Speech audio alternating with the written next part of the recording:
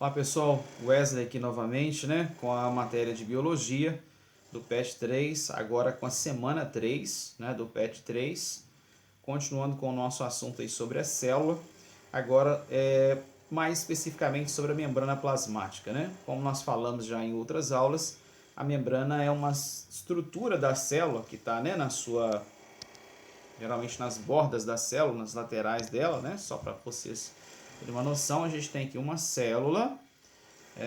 E essa célula, onde que está localizada a membrana plasmática? A membrana plasmática está localizada aqui, ó, ao redor dessa célula. Então, ao redor da célula, fazendo parte dela, nós temos a membrana protegendo essa célula, beleza?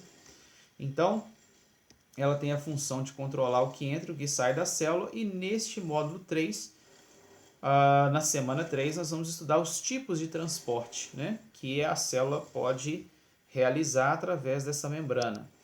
Então, um deles, é o que nós temos aqui, ó, difusão. Difusão, o que é difusão? Difusão, a substância ela vai passar de onde tem mais para onde tem menos, só que são partículas sólidas, né? As partículas que são consideradas sólidas, aí elas passam de onde tem mais para onde tem menos. Aqui, ó. Elas vão passar de onde tem mais quantidade para onde tem menos quantidade dessa partícula, a quantidade seja menor, ok? Então, difusão. Difusão simples, né? Então, nós temos depois, além da difusão simples, a gente tem o mesmo processo chamado de difusão facilitada. O que é isso? As substâncias sólidas vai passar sempre de onde tem mais para onde tem menos, porém, no caso da facilitada, como o próprio nome já diz, ela tem a ajuda de uma proteína, chamada proteína carreadora. A proteína vai ajudar essa substância a passar de um lado para o outro. Aqui, se você observar que a proteína está ajudando. A proteína é essa estrutura vermelha, está ajudando a substância a passar. Então, a difusão facilitada.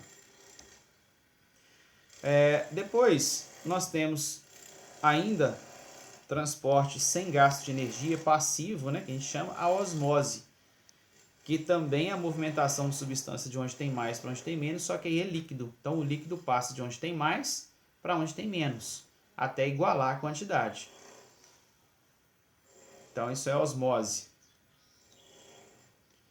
É muito comum, por exemplo, quando a gente coloca sal numa verdura, né, uma salada, e aquela salada ela começa a murchar. Por quê? O sal faz com que a água saia de onde tem mais, que é dentro das folhas, para fora, onde tem menos água, até a quantidade igualar. E com isso a verdura então ela vai murchar, a salada vai murchar. A batata também acontece isso com a batata, né? Como um outro exemplo. Vamos então para a nossa atividade.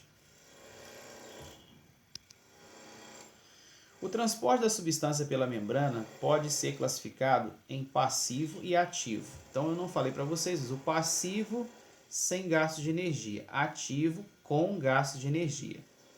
O transporte passivo é aquele em que não há gasto de energia durante o processo.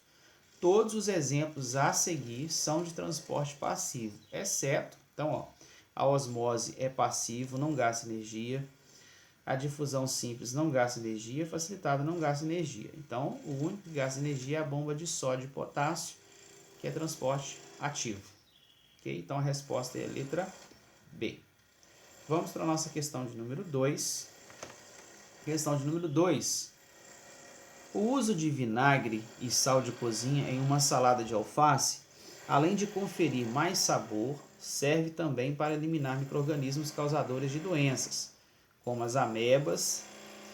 O inconveniente do uso desse tempero é que, depois de algum tempo, as folhas murcham e perdem parte da sua textura. Esse fenômeno ocorre por quê?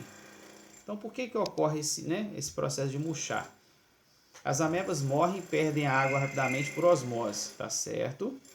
Já as células da alface possuem um envoltório que mantém sua forma mesmo quando perdem água por osmose e por isso murcham mais lentamente. Então aqui, resposta letra A. Beleza? Vamos agora para a nossa questão de número 3. Para entrar em uma célula, algumas substâncias necessitam de proteínas carreadoras. Peraí.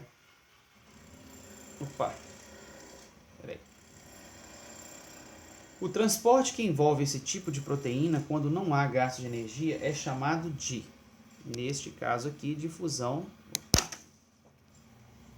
Neste caso aí, difusão facilitada é a resposta, ok? Número 4. Questão de número 4. Foi feito um experimento utilizando a epiderme de folha de uma planta e uma suspensão de hemácias. Esses dois tipos celulares foram colocados em água destilada e em água salina concentrada. Observa-se ao microscópio que as hemácias, em presença de água destilada, estouravam e em presença de solução concentrada, murchavam. As células vegetais não se rompiam em água destilada. Em solução salina concentrada, notou-se que o conteúdo citoplasmático encolhia. Então, o que acontece? Mostrou ali que as células animais, elas acabam arrebentando, estourando, né, na presença do sal, da substância mais concentrada na água. Já o vegetal sobrevive, ele consegue resistir. Então, ó, que tipo de transporte celular o experimento está relacionado? Então, aqui, o tipo de transporte é osmose, porque está falando de líquido, né? É um tipo de osmose. Em que situação ocorre esse tipo de transporte? Essa situação vai ocorrer quando há diferença de concentração. Por exemplo, dentro da célula tem mais água do que fora, ou fora tem mais água do que dentro. Aí vai ocorrer essa movimentação. Então, em que situação? Diferença de gradiente, onde tem diferença de concentração. A que se deve a diferença de comportamento da célula vegetal e animal? Explique a diferença de comportamento considerando as células em água destilada e em solução concentrada. A diferença é que a célula vegetal possui parede celular. Então, a célula vegetal possui parede celular e isso faz com que ela seja mais dura, mais resistente, não arrebente com facilidade. Já a célula animal não tem parede celular, por isso ela não tem tanta resistência, ok? Questão de número 5. A questão de número 5.